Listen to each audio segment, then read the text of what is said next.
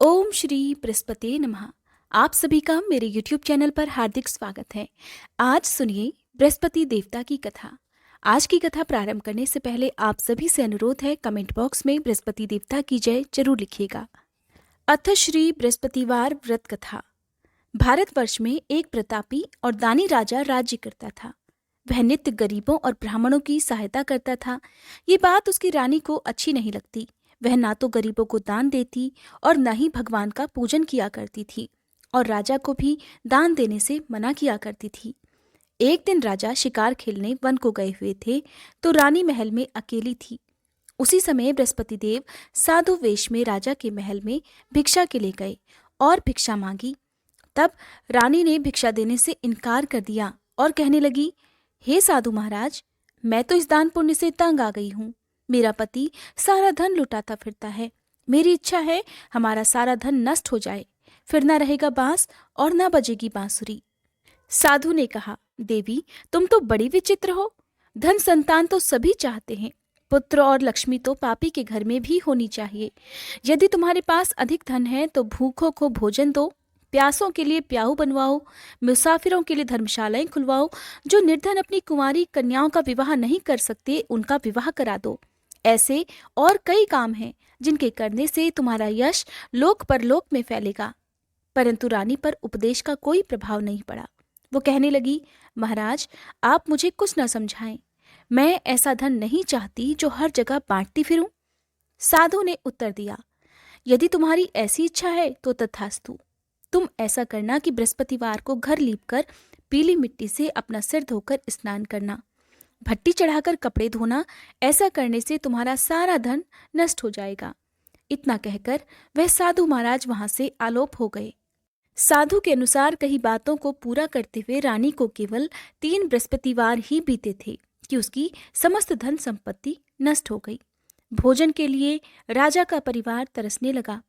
तब एक दिन राजा ने रानी से कहा कि हे रानी, तुम यहीं रहो, मैं दूसरे देश को जाता हूँ। क्योंकि यहाँ पर सभी लोग मुझे जानते हैं, इसलिए मैं कोई भी छोटा कार्य नहीं कर सकता। ऐसा कहकर राजा परदेश चला गया। वहां जंगल से लकड़ी काट कर लाता और शहर में बेचता। इस तरह वह अपना जीवन व्यतीत करने लगा। इधर राजा के परदेश जाते ही रानी और दासी दुखी रहने लगी। एक बार जब रानी और दासी को 7 दिन तक बिना भोजन के रहना पड़ा, तब रानी ने अपनी दासी से कहा, हे दासी, पास ही के नगर में मेरी बहन रहती है। वह बड़ी धनवान है। तू उसके पास जा और कुछ ले आ, ताकि थोड़ी बहुत गुजर बसर हो जाए। दासी रानी की बहन के पास गई। उस दिन गुरुवार था और रानी की बहन उस समय बृहस्पतिवार व्रत की कथा सुन रही थी। दासी ने रानी की बहन को अपनी रानी का संदेश दिया, लेकिन रानी की बड़ी बहन ने कोई उत्तर नहीं दिया। जब दासी को रानी की बहन से कोई उत्तर नहीं मिला तो वह बहुत दुखी हुई। उसे क्रोध भी आया। दासी ने वापस आकर रानी को सारी बात बता दी। सुनकर रानी अपने भाग्य को कोसने लगी। उधर रानी की बहन ने सोचा कि मेरी बहन की दासी आई थी, परंतु मैं उससे नहीं बोली, इससे वह बहुत दुखी हुई होगी। कथा सुनकर और पूजन समाप्त करके वह अपनी बहन के घर आई और कहने लगी, हे बहन, मैं बृहस्पतिवार का व्रत कर रही थी। तुम्हारी दासी मेरे घर आई थी, परंतु जब तक कथा होती है तब तक ना तो उठते हैं और ना ही बोलते हैं, इसलिए मैं नहीं बोली। कहो दासी क्यों गई थी? रानी बोली, बहन तुमसे क्या छुपाऊं, हमारे घर में खाने तक को अनाज नहीं था। ऐसा कहते कहते रानी की आंखें भर आई। उसने दासी समेत पिछले 7 दिनों से भूखे रहने की बात अपनी बहन को विस्तार पूर्वक सुना दी। रानी की बहन बोली, देखो बहन, भगवान बृहस्पति देव सबकी मनोकामनाओं को पूर्ण करते हैं। देखो, शायद तुम्हारे घर में अनाज रखा हो।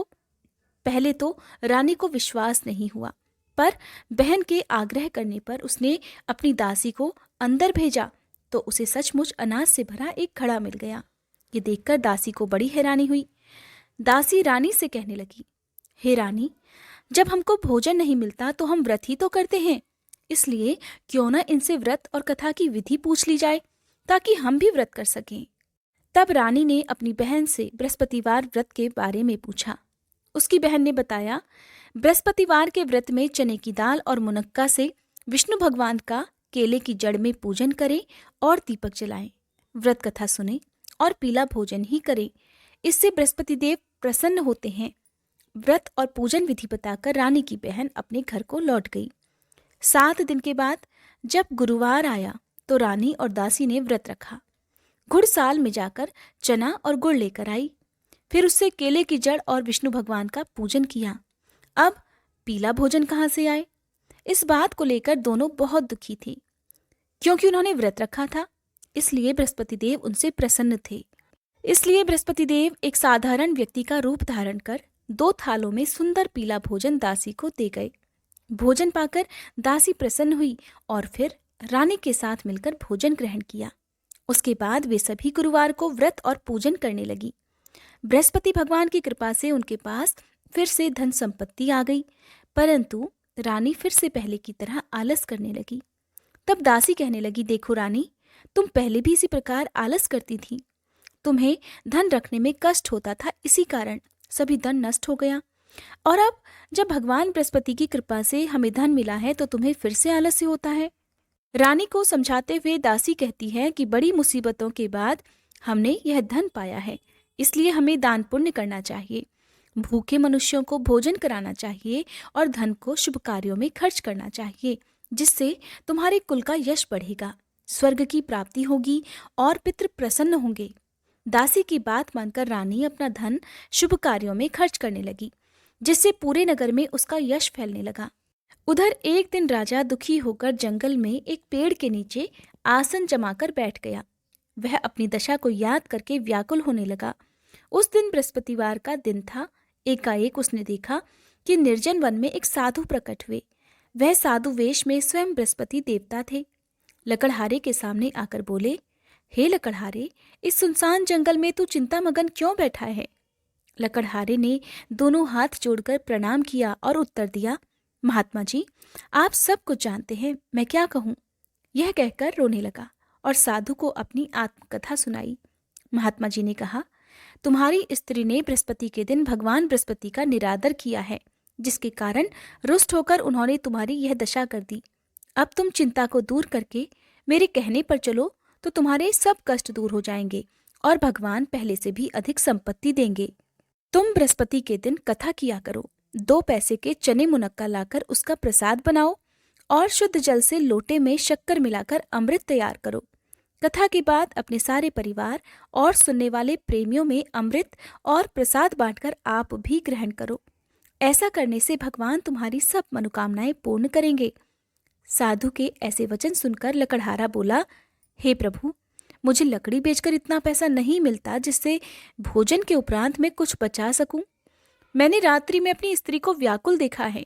मेरे पास कुछ भी नहीं जिससे मैं उसकी खबर मंगा सकूं। साधु ने कहा, हे लकड़हारे, तुम किसी बात की चिंता मत करो। बृहस्पति के दिन तुम रोजाना की तरह लकड़ियां लेकर शहर को जाओ। तुमको रोज से 2 गुना धन प्राप्त होगा, जिससे तुम भली भांति भोजन कर लोगे और बृहस्पति देव की पूजा का सामान भी आ जाएगा। इतना कहकर साधु अंतर्ध्यान हो गए। धीरे धीरे समय व्यतीत होने पर फिर वही बृहस्पतिवार का दिन आया। लकड़हारा जंगल से लकड़ी काटकर किसी शहर में बेचने गया। उसे उस दिन और दिन से अधिक पैसा मिला। राजा ने चना गुड़ आदि लाकर गुरुवार का व्रत किया। उस दिन से उसके सभी क्लेश दूर हुए। परंतु जब दोबारा गुरुवार का दिन आया तो बृहस्पतिवार का व्रत करना भूल गया। इस कारण बृहस्पति भगवान नाराज हो गए। उस दिन उस नगर के राजा ने विशाल यज्ञ का आयोजन किया और शहर में यह घोषणा करा दी कि कोई भी मनुष्य अपने घर में भोजन न बनावे, न आग जलावे। समस्त जनता मेरे यहाँ भोजन करने आवे। इस आज्ञा को जो नहीं मानेगा उसे फांसी की सजा दी जाएगी। इस तरह की घोषणा संपूर्ण नगर में करवा दी गई।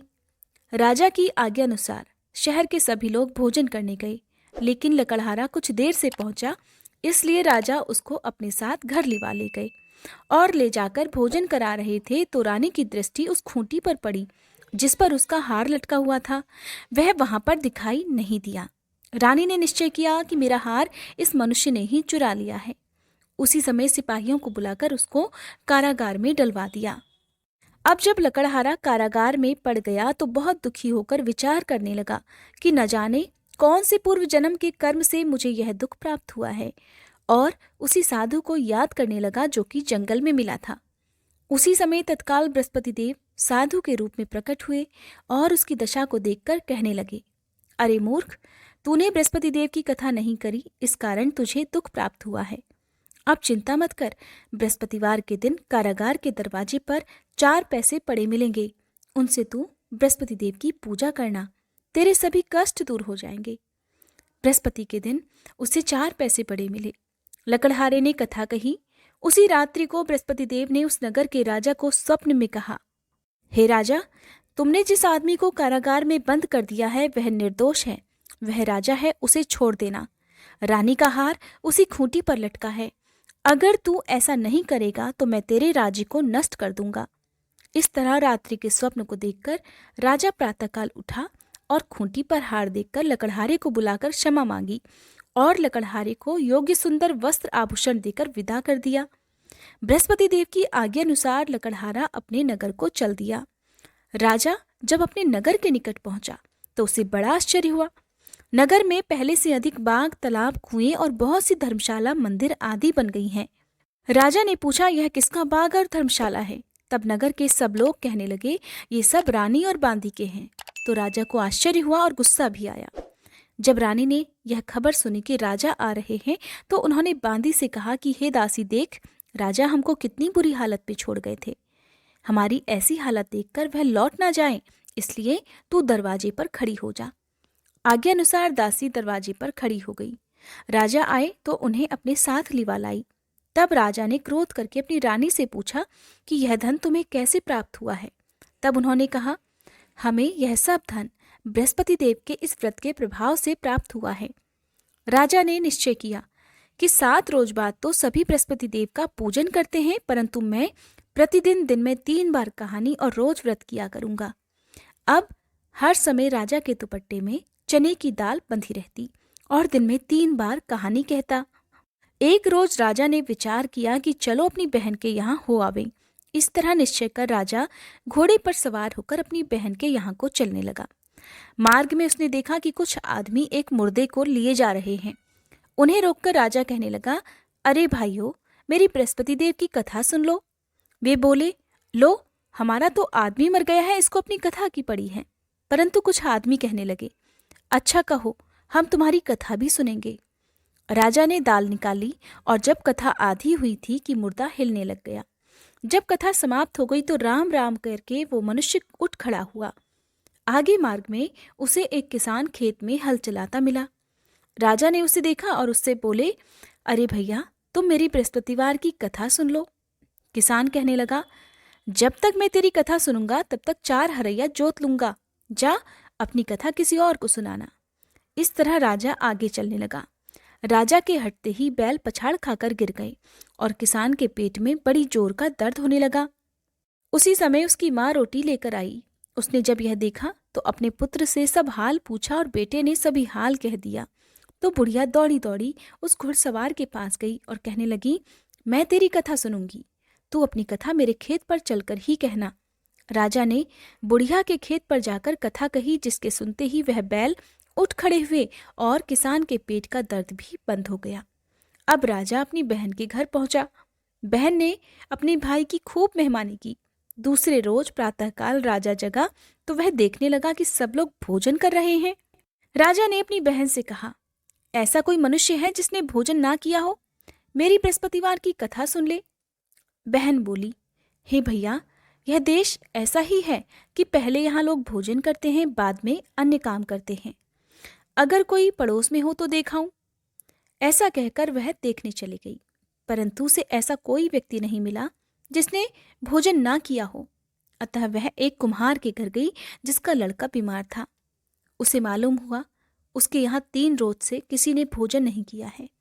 रानी ने अपने भाई की कथा सुनने के लिए कुम्हार से कहा तो वह तैयार हो गया। राजा ने जाकर बृहस्पतिवार की कथा कही, जिसको सुनकर उसका लड़का ठीक हो गया। अब तो राजा की प्रशंसा होने लगी। एक रोज राजा ने अपनी बहन से कहा, हे बहन, हम अपने घर को जाएंगे, तुम भी तैयार हो जाओ। राजा की बहन ने अपनी सास से कहा। सास ने कहा, हाँ चली जा, परंतु अपने लड़कों को मत ले जाना, क्योंकि तेरे भाई की कोई औलाद नहीं है। बहन ने अपने भैया से कहा, हे भैया, मैं तो चलूंगी, पर कोई बालक नहीं जाएगा। राजा कहने लगा, जब कोई बालक नहीं चलेगा तब तुम भी क्या करोगी?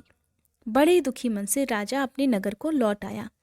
राजा ने अपनी रानी से कहा, हम निर्वंशी राजा हैं, हमारा मुंह देखने का धर्म नहीं है, और कुछ भोजन आदि नहीं किया। रानी बोली, हे प्रभु, बृहस्पति देव ने हमें सब कुछ दिया है, वो हमें औलाद भी अवश्य देंगे। उसी रात को बृहस्पति देव ने राजा से स्वप्न में कहा, हे राजा उठ, सभी सोच त्याग दे, तेरी रानी गर्भ से है। राजा को यह बात सुनकर बड़ी खुशी हुई और 9वें महीने रानी के गर्भ से एक सुंदर पुत्र पैदा हुआ। तब राजा बोला, हे रानी, स्त्री बिना भोजन के रह सकती है, पर बिना कहे नहीं रह सकती। जब मेरी बहन आवे तब तुम उसे कुछ मत कहना। रानी ने सुनकर हाँ कर दिया। जब राजा की बहन ने यह शुभ समाचार सुना तो वह बहुत खुश हुई और बधाई लेकर अपने भाई के यहाँ आई। तभी रानी ने कहा, घोड़ा चढ़कर तो नहीं आई, गधा चढ़ी आई। राजा की बहन बोली, भाभी, मैं इस प्रकार ना कहती तो तुम्हें औलाद कैसे मिलती? बृहस्पति देव ऐसे ही हैं, जैसी जिसके मन में कामनाएं हैं सभी को पूर्ण करते हैं। जो सद्भावना पूर्वक बृहस्पतिवार का व्रत करता है और कथा पढ़ता है अथवा सुनता है और दूसरों को सुनाता है, बृहस्पति देव उसकी सभी मनोकामनाएं पूर्ण करते हैं। बोलिए बृहस्पति देवता की जय। ये थी बृहस्पतिवार व्रत कथा।